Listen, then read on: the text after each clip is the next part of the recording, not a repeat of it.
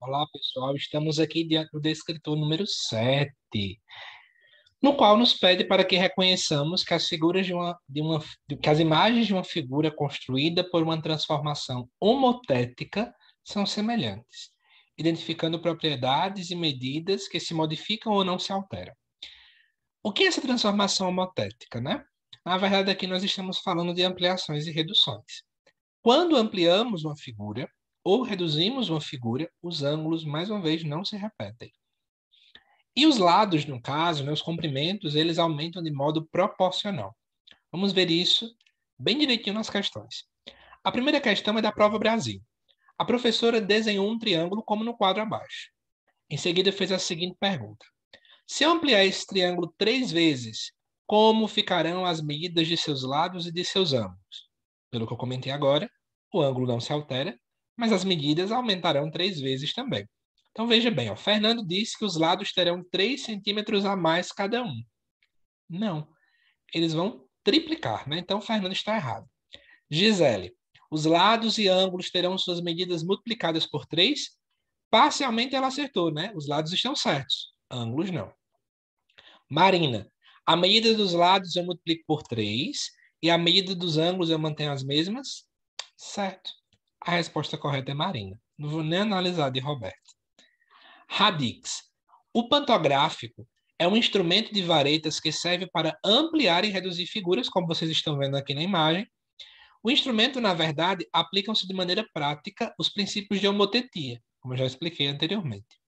Com base nestas informações, os elementos que conservam as mesmas medidas são, que eu falei agora há pouco, são os ângulos. Estão vendo como é que as coisas estão bem tranquilas? Na figura ABCD, foi reduzida a partir de A', B', C', D', usando o método da homotetia. Se pergunta aqui qual é a razão de semelhança. Preste bem atenção.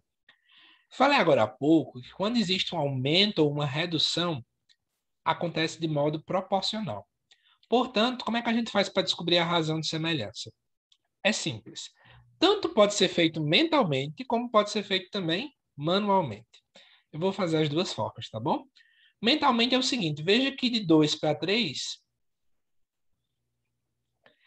eu não estou dobrando o número, porque dobrar daria 4, não é isso? Então, eu chego meio que na metade do caminho, na verdade, né? Então, a razão de semelhança aqui seria 1,5.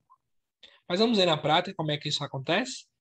Então, veja que a gente faz assim, 3 sobre 2, que veja que também vai ser igual, ó, por exemplo, a 6 sobre 4. E tudo isso aqui dá 1,5. Tudo bem? Então, essa é a resposta coerente. Ampliando-se o pentágono AFSOT, obtém-se um novo pentágono, né? Que também está aqui para a gente, esse maior, em que cada lado é o dobro do correspondente. Pergunta-se, nesse procedimento as figuras são o quê? Vejam bem. Irregular não tem nada a ver com ampliação. Constante também não. Muita gente fica com dúvida se elas são congruentes ou semelhantes. Atenção! Elas são, na verdade, semelhantes porque os lados são proporcionais. Congruentes são os ângulos, porque eles têm as mesmas medidas. Repetindo, congruentes são os ângulos, porque eles têm as mesmas medidas. Questão 6. Observe os triângulos 1 e 2 representados abaixo. Veja que eles têm aqui, gente, ó. Esse ângulo é igual a esse, no caso congruente, né? Esse congruente a esse aqui. E ó, ângulo 90 congruente a esse aqui, né? Então eles são semelhantes. Logo, existe uma razão de semelhança. Observe bem o que acontece daqui para cá. Isso mesmo. O dobro, né? Ó. Então a mesma coisa acontece na base. Certo? Todo mundo está dobrando aqui. Se você lembrar lá do descritor número 5, nós estudamos o que acontecia com o dobro. Se os lados dobram,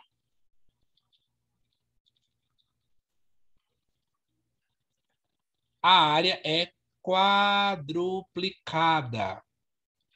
Falei isso no descritor número 5, hein? Então, eu vou pegar 6 e vou multiplicar por 4, que dá 24. Ok? Lá eu expliquei bem direitinho. Pode ir lá olhar. Questão número 8.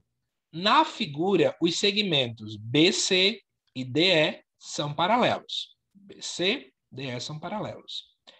AB vale 15, ou seja, daqui até aqui, ó, vale 15. De A até D vale 5 e de A até E vale 6. Pergunta-se quanto é que vale esse segmento aqui. Vamos fazer o seguinte, eu vou explicar bem direitinho a razão de semelhança aqui, hein? Isso é uma ideia do Teorema de Tales, ok? Então, vamos descobrir qual é o valor total do AC. Como essas figuras aqui, elas são paralelas, certo? Então, na verdade, esse ângulo aqui é congruente a esse e esse aqui é congruente a esse. Dois ângulos congruentes entre ângulos implica que eles são semelhantes. Então, existe uma razão de semelhança, ok? Do triângulo maior com esse triângulo menorzinho aqui, ADE. Então, veja bem, ó.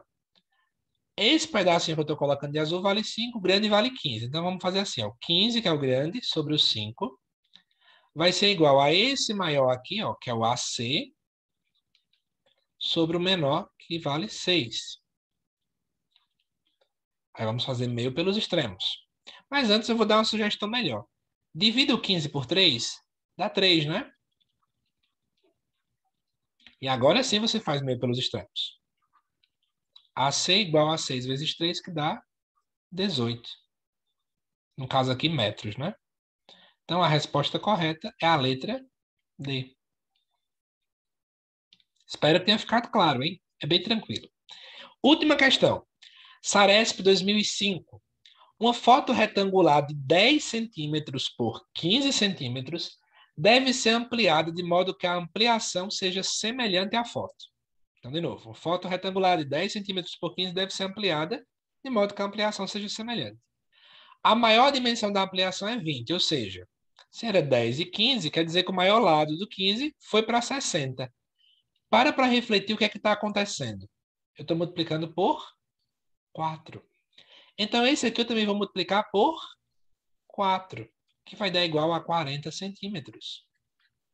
O que vai dar a resposta certa, item D. Então, espero que vocês tenham gostado desse descritor. Já está disponível o vídeo do próximo descritor também. Então, vai lá correndo para poder assistir e deixa aqui nos comentários o que você achou das questões. Bons estudos!